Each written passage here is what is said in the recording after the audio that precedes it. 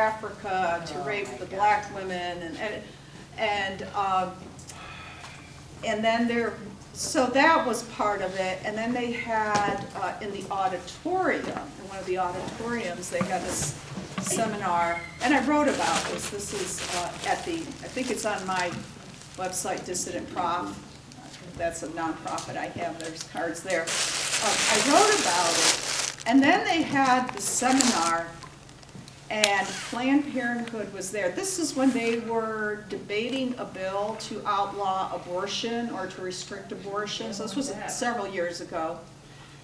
They had representatives from Planned Parenthood there. They had some of the professors stand up and talk about how they'd had abortions and how great it was. This is to students. So students, I think, if they were taking a certain class, were required to come in.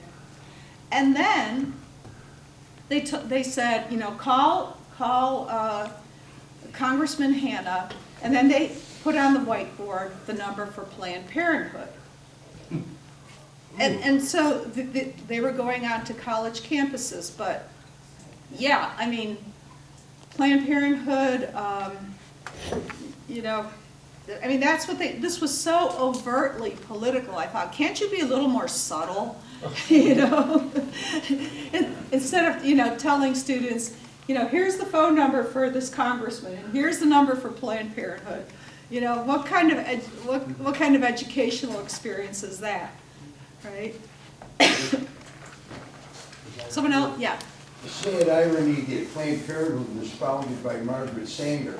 And Margaret Sanger set out before that to get rid of all the get rid of as many black children as she could get rid of. Yeah, I mean, and people don't. That was the format for the Nazi party. Oh, The Nazis got their ideas from downloaded Margaret that, they had to Sanger. back it up. Because they took right out of her playbook. well, yeah.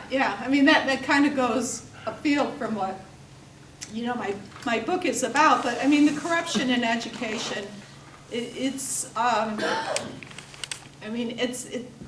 you know, I was trying to tell people about this, you know, 20 years ago, what was going on in English departments. All this crazy stuff you're hearing about today that they're teaching to little kids.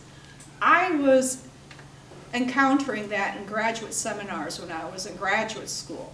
And I was like, I would tell people stories about what discussions were like in classrooms, what conferences were like, what things were said. They didn't believe me. I mean, when I was teaching at Emory, you know, I'm teaching freshman composition, mind you, and when I walked to my classroom, I walked past this office that had a sign on it.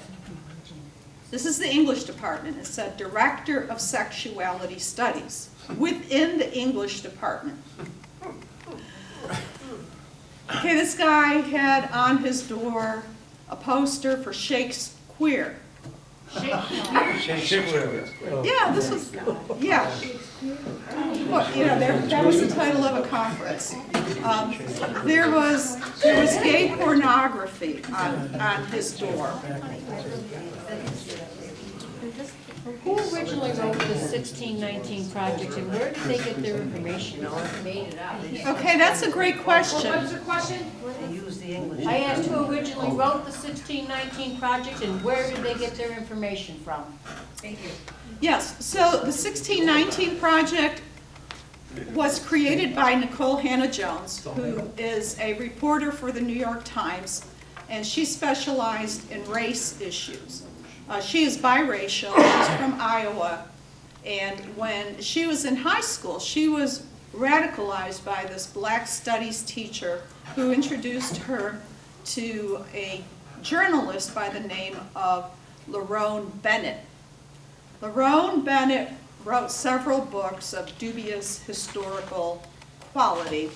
One was called Before the Mayflower, and he described the landing of these Africans in Jamestown in 1619. Now, this is not new information. People have known about this, and one of the things I do is I go to legitimate black historians who, you know, wrote honestly about this, you know, including Frederick Douglass, who disparaged what he called, and I'm quoting him, the savage African chiefs. So this is her brainchild.